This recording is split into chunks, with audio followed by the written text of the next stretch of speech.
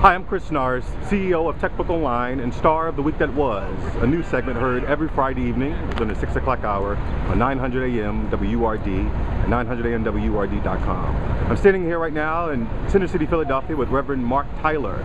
He is the pastor of Mother Bethel and one of the members of P.O.W.E.R, Philadelphians Organized to Witness, the Power and Rebuild, excuse me. Reverend Tyler called today for a federal investigation, saying he doesn't trust the Philadelphia government to do the right thing. Expound, if you can, Reverend, when did you decide that the federal government needs to step in? Well, listen, anyone who's seen the Department of Justice report would agree with me. There are 91 recommendations, and we're only talking about the use of force and use of deadly force with the Philadelphia Police Department. There were 48 things that they found wrong, 91 recommendations to fix them. Again, that's only use of force, use of deadly force. And I want Reverend Greg Holston to come stand with me, if that's all right. He is also another member of P.O.W.E.R and also the pastor of New Vision United Methodist Church. So the reason that I believe that the federal government has to be a part of this investigation, in fact has to lead this investigation, is because whenever you look at the history of African Americans, from voting rights to desegregation of public schools, desegregation of public accommodations, I mean from the days of Jim Crow in the 1870s till the 1960s, our advances always come with the help and intervention of the federal government.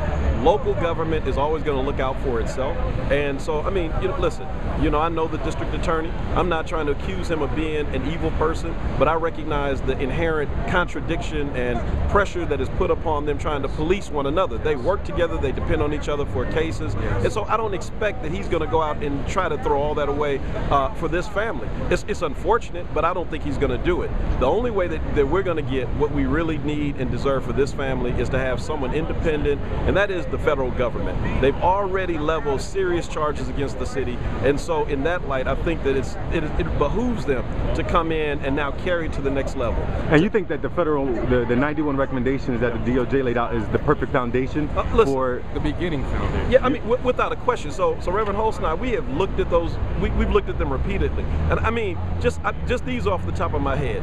So, for example, they call for an independent investigation.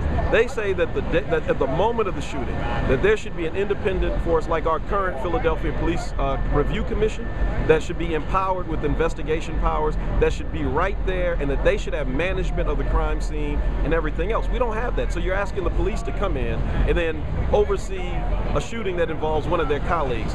And that's just one. They talked about the use of non-lethal weapons and the improper use of training, the inadequate distribution of them. Only one officer had a taser.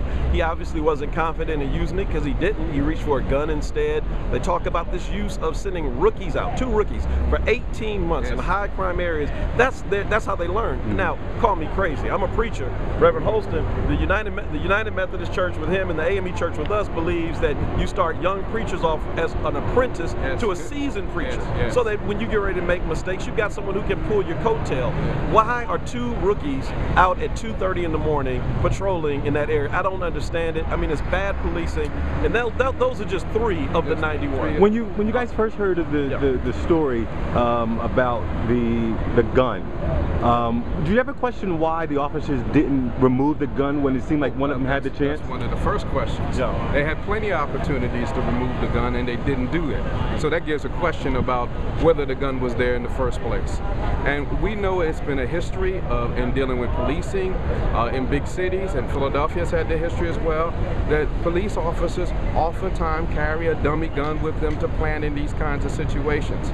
It is painful to think that could be the situation here, but if you're just hearing that press conference, piecing all the evidence together, you begin to really arrive at that conclusion that this simply was all staged, that he was shot without any gun being involved in the incident, and this rookie police officer just lost his head, lost his mind, and shot Brandon Tate-Brown in the back of the head. There's enough facts now to be able to come to that reasonable conclusion.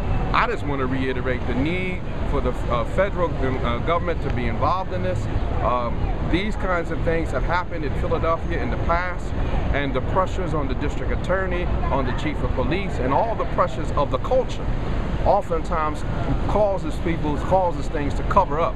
We need someone to bring real light into this situation, and it has to start with a Department of Justice and a federal investigation. So we're looking forward to that happening, and as a part of this 91 recommendations and 48 findings of fact, that this case has become the example of why all those recommendations have to be followed and followed right away. Thank you so much, Reverend. And until next time, thank you guys for watching. I'm Flood the Drummer, and I'm drumming for justice.